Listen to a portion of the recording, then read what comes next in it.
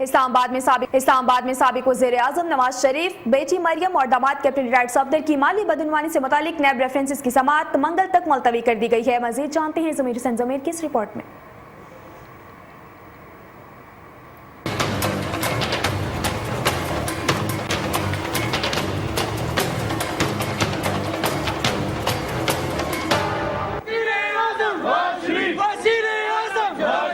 احتساب عدالت میں بڑے کیس کی بڑی پیشی، سابق وزیر اعظم میاں محمد نواز شریف، مریم نواز کیپٹن ریٹائرڈ صفدر عدالت میں پیش۔ وزیر اعظم کے وکیل اور نیب کی ٹیم بھی پہنچی۔ کیس کی بارواں کارروائی جاری ہوئی۔ اس موقع پر اسلام آباد پولیس کے 1000 سے زائد پولیس اہلکاروں نے ڈیوٹیاں سر انجام دی۔ سیکیورٹی ہائی الرٹ رکھی گئی تھی۔ احتساب عدالت میں خواجہ سعد رفیق، آصف کرمانی، طارق فضل چودھری، مریم اورنگزیب اور دیگر وزراء بھی پہنچے۔ عدالت میں نواز شریف کے ضمانتی مچلکے بھی جمع کرائے گئے۔ سماعت پر ہائی کورٹ کی کارروائی کا حوالہ بھی دیا گیا۔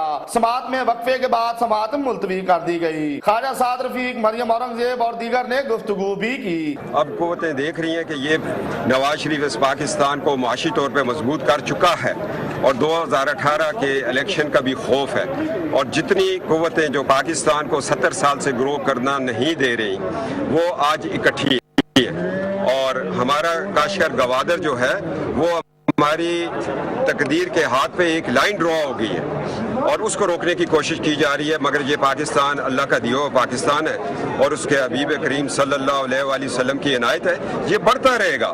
اس ملک میں قوم اور ملک کے مسلمانوں کے ساتھ یہ سلوک رہا ہے، نواز شریف صاحب کے ساتھ بھی یہ سلوک پہلی بار نہیں کیا جا رہا۔ یہاں جو بھی آئین کی بالادستی کی بات کرے گا، عوام کی حکمرانی کی بات کرے گا، ملک کو آگے لے کے جائے گا، اسے اس کی قیمت ادا کرنی پڑے گی۔ نواز شریف بھی وہ قیمت ایک بار پھر ادا کر رہے ہیں۔ آج کے ججوں کو آج اوپن دور ہے، ڈیموکریٹک دور ہے، حق، سچ اور انصاف کے بول والے کا دور ہے۔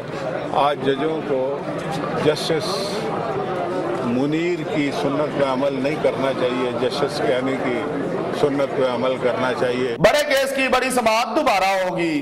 احتساب عدالت میں سابق وزیر اعظم میاں محمد نواز شریف، کیپٹن ریٹائرڈ صفدر اور مریم نواز کے حوالے سے کیس کی سماعت ہوئی، جو کہ منگل تک کے لیے ملتوی کر دی گئی۔ کیمرہ مین